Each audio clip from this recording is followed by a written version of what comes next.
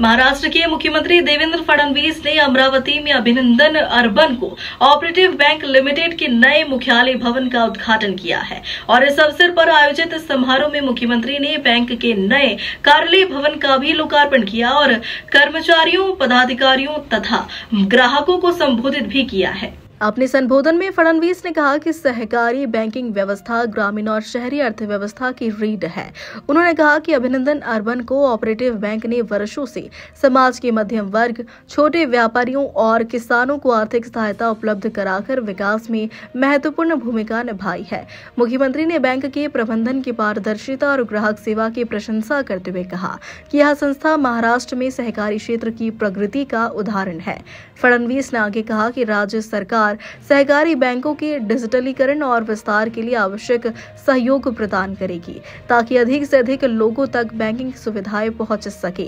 कार्यक्रम के अंत में उन्होंने बैंक के अधिकारियों को शुभकामनाएं दी और विश्वास जताया कि यह नया भवन संस्था को नई ऊंचाइयों तक ले जाएगा। खरं म्हणजे आम्ही उद्घाटन करूनच या ठिकाणी आलो आणि मी इमारत बघितली।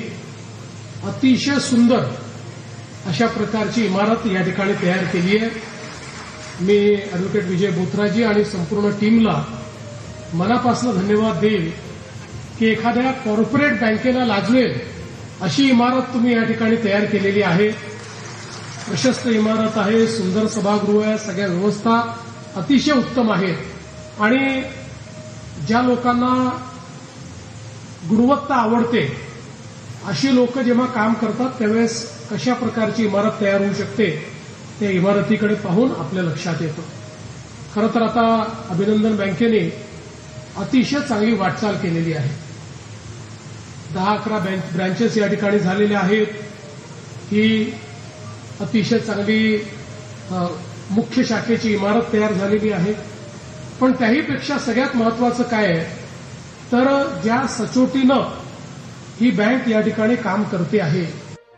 आपल्याला कल्पना आहे की सहकाराच्या क्षेत्रामध्ये उत्तम काम करणारे लोकही आहेत आणि ज्यांनी काही ना काही कारणाने सहकार बदनाम केला आणि ग्राहकांना देखील अडचणीत आणलं असेही अनेक उदाहरणं आपल्याला पाहायला मिळतात।